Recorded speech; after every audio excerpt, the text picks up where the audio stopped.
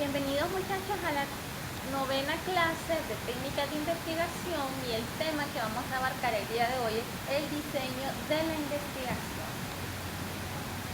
Entonces, ¿qué es todo esto del diseño o qué me constituye el diseño de la investigación? Es mi plan general que yo voy a hacer para obtener respuesta a mis interrogantes y así yo poder comprobar mi hipótesis y solucionar mi planteamiento del problema.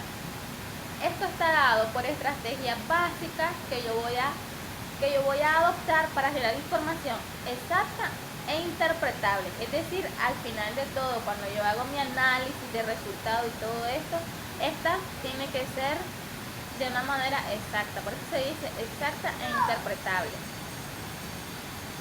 ¿Qué es lo que pretende? ¿Qué se pretende? Se pretende contar, medir y describir.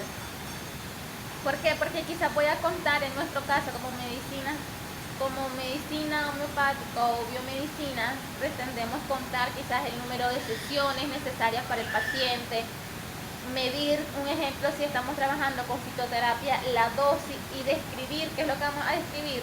La evolución del paciente en cada una de las sesiones.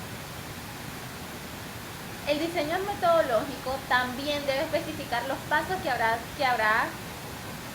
de tomarse para controlar las variables extrañas y señala cuándo en relación con otros acontecimientos se van a recabar los datos y deben precisar el ambiente en que se realizará el estudio. ¿Qué quiere decir este concepto o esto que nosotros miramos acá? Es decir, de que yo voy a indicar en mi instrumento cuáles son los pasos a seguir y en el muestreo cuáles son estos pasos a seguir, cómo lo voy a hacer y cómo lo planeo hacer, cuántas sesiones, dónde voy a recopilar esa información, dónde voy a captar los pacientes en un dado caso de que esté captando pacientes, qué voy a hacer una encuesta, voy a hacer una entrevista, esa parte de los instrumentos voy a tener un consentimiento informado, voy a tener una historia clínica, voy a tener escalas de mediciones, etcétera, etcétera, etcétera. También tenemos que al diseñar el estudio, el investigador deberá decidir qué información se dará a los sujetos y es recomendable revelar a los sujetos el propósito de la investigación y obtener su consentimiento. Como nosotros biomédicos, cuando nosotros planeamos hacer un estudio y ese estudio es de manera experimental, es decir, si yo tengo un estudio en el cual quiero dar un tratamiento a las personas que padecen de infecciones de vías urinarias con un tratamiento a base de llantén, colecaballo, roble, etcétera, etcétera. Entonces, para yo poder dar ese tratamiento necesito el consentimiento de esa persona para que ella se comprometa a ser parte de mi estudio. Pero antes de que ella se comprometa a ser parte de mi estudio, yo le tengo que dar toda una información acerca de mi tema, mi objetivo, diciéndole de que sus datos no serán involucrados, sus datos personales no serán involucrados para mi propósito, sino simplemente los resultados que está presente. También tenemos de que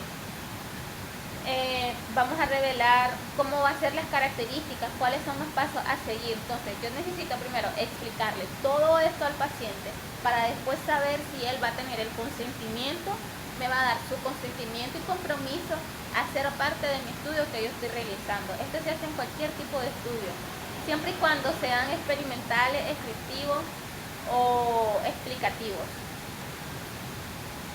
Tenemos cuáles son las funciones del diseño. Principalmente se dice que cumplen con 2, ¿verdad?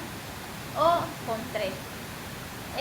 Cuando cumple con 2 funciones decimos que la primera permite comparar la o la hipótesis. Es decir, yo puedo comparar la hipótesis que yo tengo con otra hipótesis a futuro o posteriormente o anteriormente que yo tuve con otro trabajo, ¿verdad? En este caso que sea de un versus. Permite que el investigador interprete los resultados mediante el análisis estadístico. Yo voy a interpretar los resultados hasta el final de mis sesiones y voy a hacer un entrelace entre las variables, es decir, cuántas personas, un ejemplo de infección de vía urinaria, fueron mujeres, cuántas fueron hombres, cuántas siguieron al pie de la letra el tratamiento que se les di, cuántas no. Esta es la manera en que yo voy a interpretar la manera de los resultados. Por último, permite concebir de manera práctica y concreta la forma de responder a las preguntas del problema y cubrir sus objetivos e intereses. todas estas funciones del diseño me van a estar sujetas para darle respuesta al planteamiento del problema que yo me hice, y posteriormente este diseño que yo voy a crear va a cumplir con cada uno de mis objetivos, tanto generales como específicos, para así darle una validez a mi estudio, tener unos datos, un respaldo que yo tenga para decir esto que yo hice funcionó en esto, esto y esto. De eso se basa las funciones del diseño. Ahora, pero también hay criterios para su selección. Una de ellos es la propiedad y el control. Dentro de la propiedad tenemos que esto es necesario, es apropiado para la verificación de hipótesis en particulares al estudio. Es decir, la propiedad que yo voy a hacer o quizás los criterios que yo voy a tener para seleccionar este tipo de estudio tiene que ser verificado y sujeto para la hipótesis que yo estoy planteando. Bueno, se dice que por la parte del criterio de control, este se debe proporcionar al respecto de las variables relevantes y la posibilidad de generalización que tiene el investigador.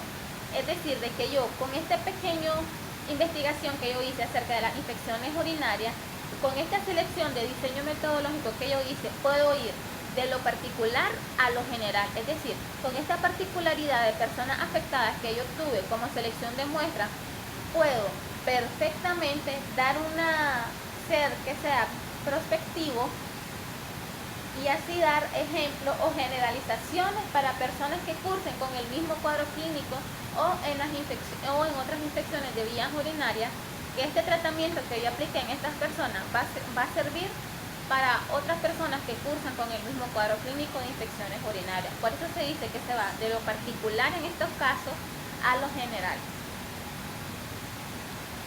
Tenemos que la validez del diseño, hay una validez interna y hay una validez externa. Esto se debe de tener en cuenta que si reúnen estos dos requisitos. Dentro de la validez interna nosotros tenemos que más que todo se realiza en diseño experimental, es decir, que es necesario primero interrogarse si la variable independiente es la que realmente produce el cambio en la variable independiente. Esto es a nivel interno, lo que yo estoy haciendo, estoy viendo si realmente la variable independiente que yo escogí es esa realmente. En este caso, si nosotros tomamos el ejemplo de la fitoterapia en pacientes con infecciones de vías urinarias, mi variable independiente sería la aplicación o la efectividad de la fitoterapia. Entonces, yo me voy a sujetar y voy a decir, esta realmente es mi variable independiente, que esta me va a producir un cambio en la variable independiente. ¿Cuál es la variable independiente en este caso? Es de las personas que cursan con infección de vías urinarias.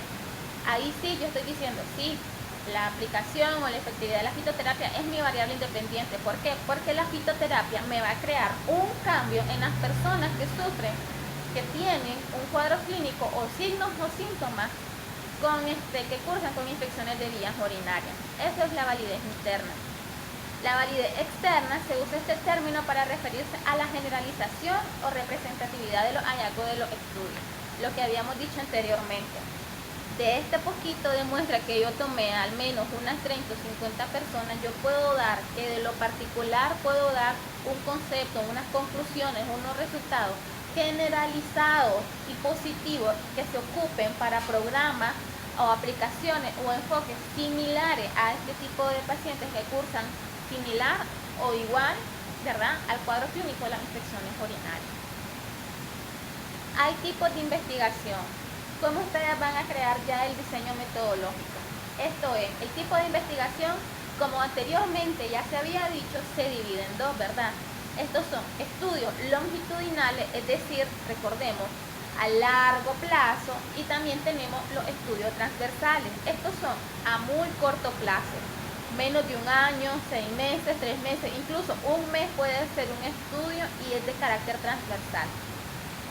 Una vez que tenemos, según el tiempo, ahora vamos según el nivel de conocimiento.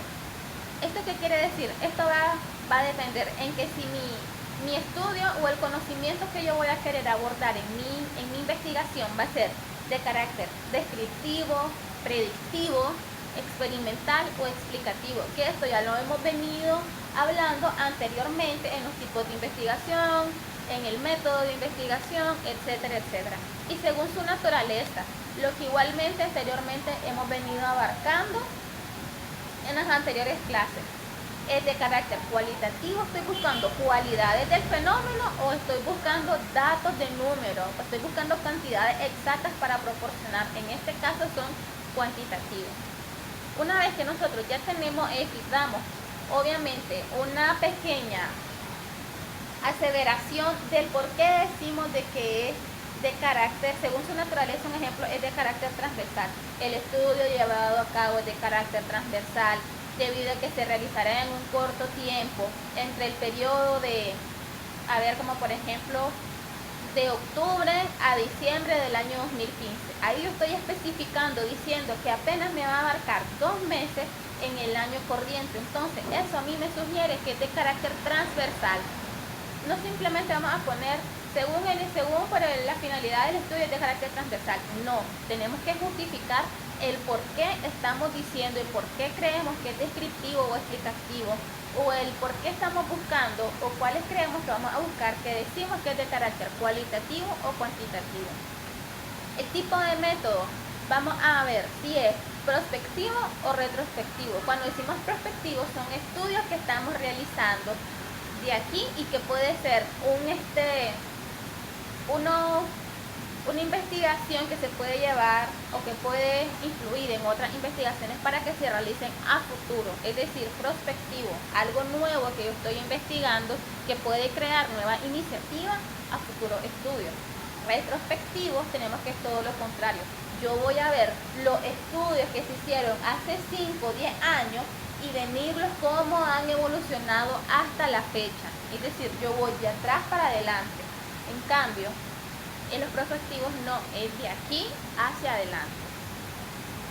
Los instrumentos, son muy importantes los instrumentos que yo voy a señalar. ¿Cuáles instrumentos yo voy a aplicar?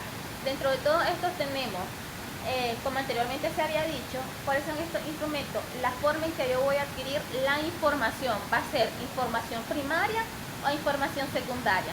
Entonces tenemos encuesta, entrevista, la observación. En el caso de nosotros como biomédicos tenemos la historia clínica, exámenes de laboratorio. Voy a medir el dolor, puedo ocupar escalas de mediciones. Y por último y no menos importante, el consentimiento informado, que es el que el paciente me va a dar para ser parte de mi estudio y así yo poder tratarlo y que él se comprometa a todas las normas y recomendaciones que yo le doy. La población, muestra y muestreo. Todo esto está regido por universo, población, muestra y muestreo. El universo que son todas las personas y o el lugar que lo rodea, un total de aquellos donde está pasando el fenómeno. Un ejemplo, si cada uno está en su casa, ¿verdad? Y dicen, mi universo que me rodea, entonces ya pueden decir, es una casa particular con 6 personas habitantes, 3 animales, consta de mi bisabuelo, mi abuela, papá, mamá, hermano y yo, como por ejemplo, ¿verdad? Entonces el universo es todo lo que nos rodea, que tiene que ser detallado.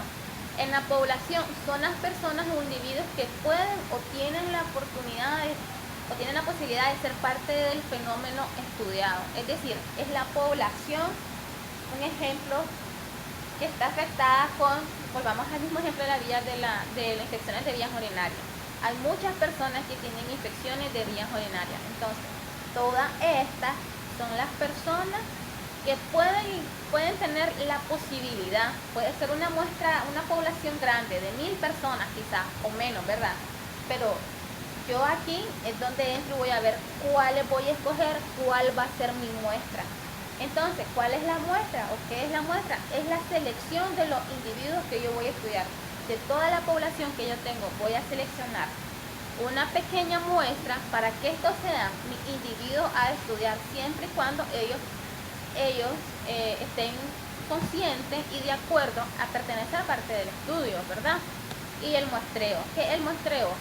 Esta es la medida en que yo voy a tomar en cuenta o la técnica que yo voy a hacer para seleccionar mi muestra, porque hay diferentes tipos de manera de seleccionar la muestra que yo voy a obtener para hacer mi estudio, mi parte experimental, en un dado caso que sea experimental, con fitoterapia, con quiropraxia, fitoterapia botánica, con acupuntura o con otra técnica, ¿verdad?, que yo desee aplicar. ¿Cómo es esto del muestreo? Tenemos que el muestreo es probabilístico y no probabilístico.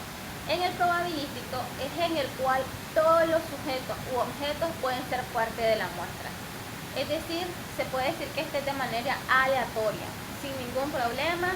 Toda mi población que yo encontré que están afectadas de infecciones de vías urinarias, toda esa población va a ser probabilístico. Es decir, yo no me voy a regir si en que este hombre, esta es mujer, esta tiene 20, este tiene 40, no pueden entrar. No importa ni edad, ni sexo, ni cultura, ni nada.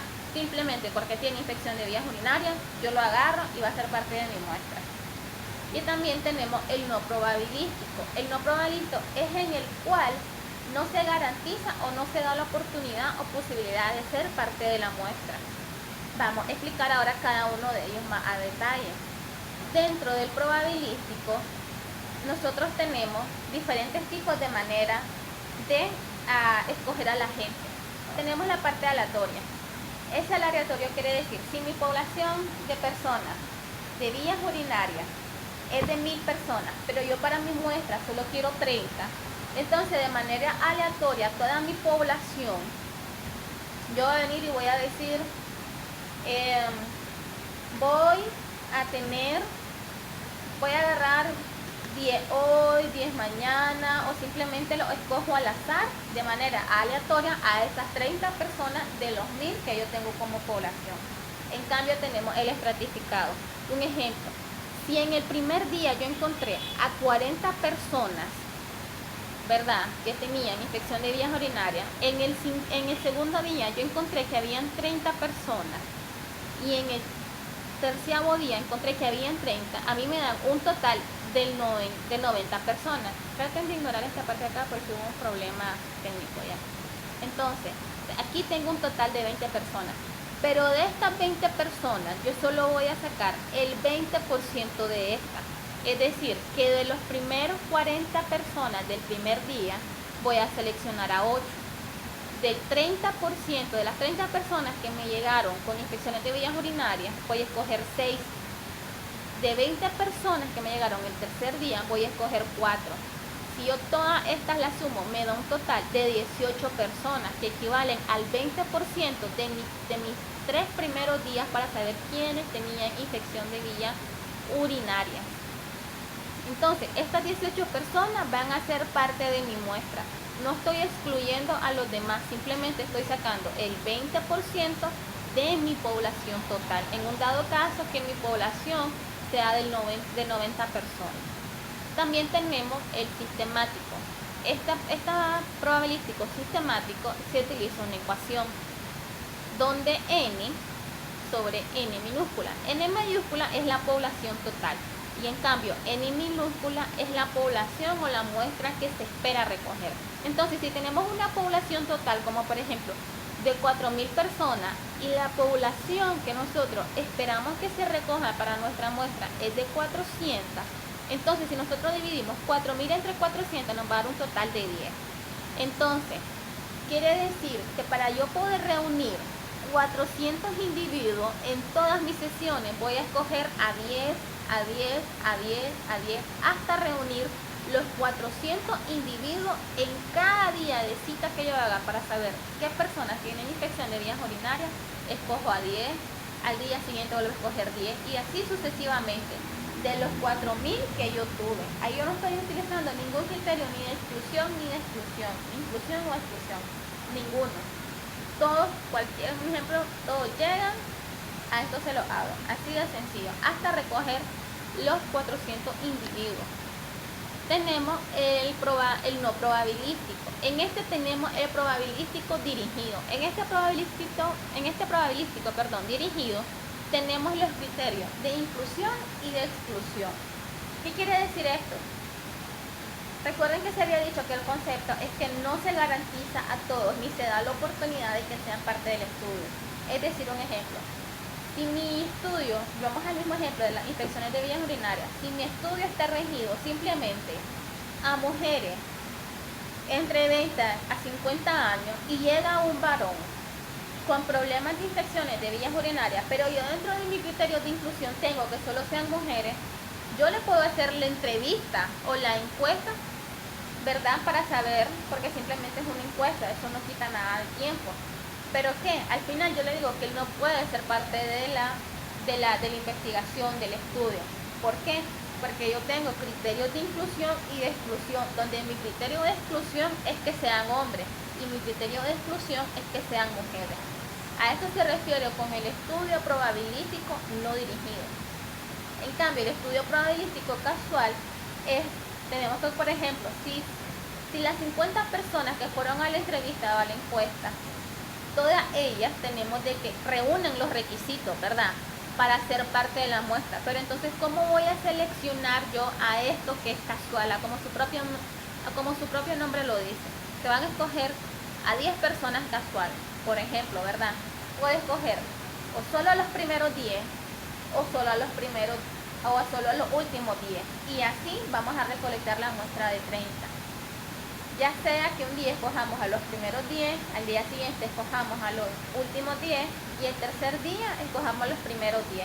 A pesar de que todas las que fueron entrevistadas reúnen los criterios para ser parte de esto, pero simplemente yo me rijo 10 primeros, 10 últimos y 10 primeros. De esto se trata lo que es la parte casual.